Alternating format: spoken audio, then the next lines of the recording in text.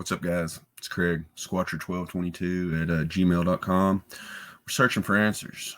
Got a lot of questions, not a lot of answers. Went on a hike yesterday, first hike of the year. Got some interesting pictures of some tree structure. I've never ran across one, never seen one, except for in pictures. Thought I'd post it. Got a lot of comments on it. Got a lot of interaction with it. Just curious, guys. Let me show you this picture if I can get it brought up. What you guys think about them? At first, I thought it was just tree fall or whatever, but as I got closer, these kind of looked a little more placed, and they're just shy of a trail. There's the front view of it. Now, it's just shy of a trail. Like I'm standing on a deer trail right there, taking that picture. So some people say that's a blind, that a Bigfoot gets in and hides from the deer and then jumps out. I don't know. I had a comment, a buddy of mine commented on there. Maybe it's a trap. Maybe it's a trap for a bobcat or a coyote to put food in the back of it. It funnels them in like a minnow trap or something like that. Now, was he saying? I haven't talked to him too in depth about it. I just got to thinking about it. Is he saying that a man made that trap? Is that how we make traps for bobcats and for coyotes? Real quick, easy snares, or is he suggesting that Bigfoot made it? Now, that lends to an entire different scenario of their intelligence. How intelligent are they? If they're building traps to funnel these creatures in, then they have some intelligence that we're not looking into here. We just think that they can just be hid, But I just thought these tree structures was pretty crazy. Just like if you guys got comments about what you think the structures actually are, let me know. Just shoot me an email or send me a comment. Whatever you guys think, I'll show that again here. Now, this is relatively new. I don't know how new. It's been a few weeks since I've been in the area just due to weather and everything. But now this, didn't realize at that time because I just thought it was neat.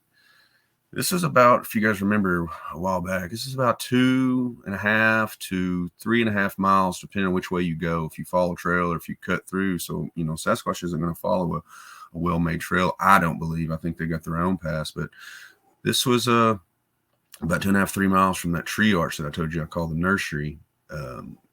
So are they hunting that close and that way they can get into their children's area to be able to feed the children easier, more efficient? I don't know, guys. Again, that kind of boggled me.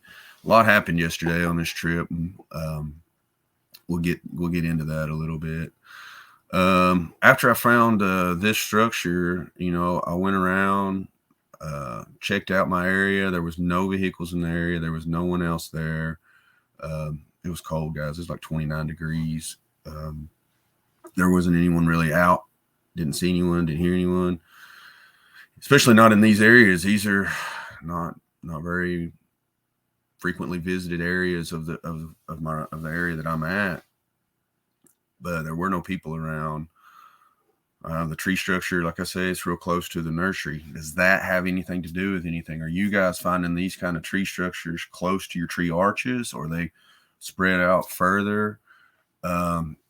That's something I'd like to know about and just get a little interest, a little study going to see. I'm just curious. Maybe we can pinpoint these out. Like I said, we got to document everything. Also on my trail, or on the trail on my hike, I found this break. Now I've got it. It's kind of sideways, bad picture. But as you can see, there's definitely a break there in that tree. Just thought it was odd. Just random break. It's broken clean. There's nothing else around it damaged, as these are not very good pictures, I just realized. But here's a picture of my hand by comparison. So that's probably about a 2 to 3 inch in diameter tree just snapped along the trail that I was following. Now, the creepy part about yesterday, it was not the structures. It was not anything. It's kind of where I'm getting at, guys. I feel like I was chasing ghosts. What I mean by that is I started hearing voices. I couldn't place them. And again, I knew there was no one in these areas because I circled around, made sure, looked for cars, looked for camping sites, looked for anything. I didn't see anyone. So to eliminate the human factor, if I heard something. And let me tell you, I didn't disappoint. I heard what I thought was a man and either a female or a small child. That voice didn't come in as good. I couldn't really make out what they were saying, but there was voices. They led me down an area I've never even been, which actually connected all of my areas. So if I go on a trail, I may make a big circle loop because that's the way I do. But I've heard these voices and followed them. Why did I follow them? I don't know. That's dumb. It's just weird. There you can't really see, again, it's sideways, but the road goes straight into this. I've never been here. I just found this path, followed it, and I would stop. I thought, man, this is crazy. There's no one in front of me. There's no one out here. It's too cold. It's too early. And these trails are too rugged for a child to be on, I think. I wouldn't take my children on them. But I just kept hearing them, kept following them. Now, came up on an area that ended up where this trail that I was on, where I first started hearing the voices, came into my research areas, with the tree arch, with where I say I've got a gifting stone, where I've got some experiments set up, where I hear lots of vocals. I'm pretty deep in the woods at this point, guys. Just kind of unnerved me a little bit, and I didn't understand why I was following them, but I kept following.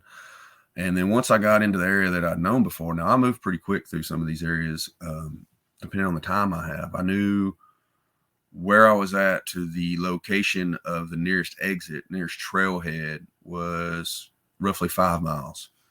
And I knew these are the roughest 5 miles on this trail and definitely dangerous for a child.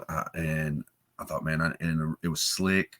We've had a lot of snow, a lot of rain lately. So all the creeks, there's runoff everywhere. All the trails, all the paths are just treacherous.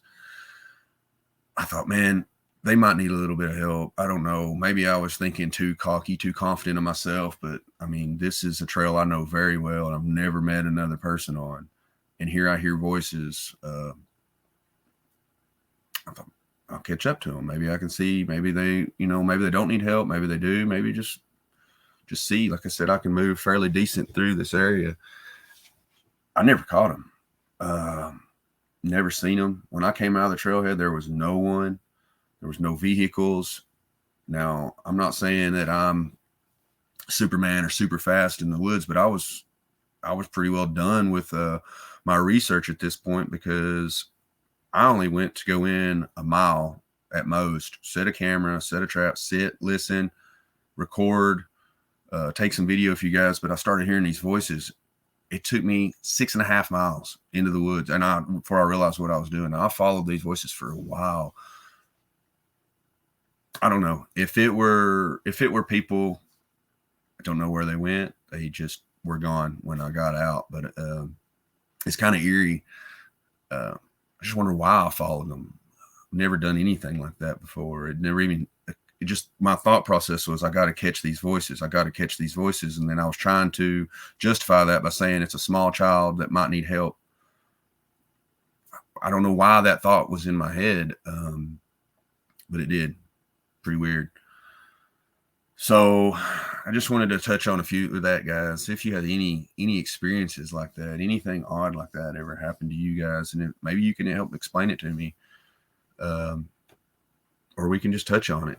Again, this is just a short little quick episode to maybe get some of these questions answered. But I do got some things in the works. It's pretty exciting things for me. Going to do some interviews. I've got some of those planned. Getting a few things going. Other than that, with the interviews, get a little upgrade to my studio, if you will, to try and get a little more professional looking out there. So you guys can we need to take this stuff serious. We can joke about it, but we also need to take some of the research serious. So, like I always leave you guys with a few questions that's been rolling around in my head. Here's a couple. Has there ever been a study on the direction that Bigfoot travels when he's circling your camp? Has anyone ever thought of this? If you have, let me know. But I want to know, do they circle always counterclockwise? Clockwise? Is it random? Is there a reason for this certain direction or not a reason? I don't know if anyone's ever done that, and if it has any meaning to that. And another question I have is, does does Bigfoot know what it looks like? Does it know color? Does it know, what it looks like? In order for it to hide so well and know that it can hide so well and blend in so well, it has to have recognition of itself, in my opinion. I mean, are you just born knowing this, that, hey, I stand still and I blend in? Or you know what you look like to know that you can't stand still, say, in the middle of an open field and not be seen, but you can stand behind a pine tree and be seen because you know you're that color? Do they know these things? These are just questions I've got roaming around, guys. As always, if you got any questions or comments, you can always leave them here. You can email me, squatcher1222@gmail.com. I really like the engagement that I'm getting. I wish there was more. I would bring you guys more content or whatever.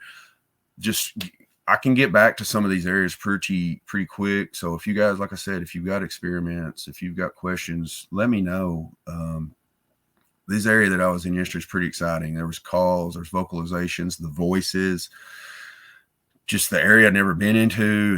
There was cave systems back there. I found some big piles of scat that I'd never seen before. I've got some pictures of those, but what's the point in showing that if I don't get any interaction with the scat? People think I'm silly with that. I think that's very important because that shows that a creature is alive. It is eating. It shows what it's eating, how healthy it is. I know it's disgusting, but we can learn a lot from that. So if you guys are scat experts, man, let me know. I'll send you some pictures. You can tell me what it is, so I know, so we can share that information out there. Once again, artwork. If you guys got any artwork, got any recipes, anything, any updates, anything you guys would like to talk about, just let me know. Leave it in the comments or send me an email.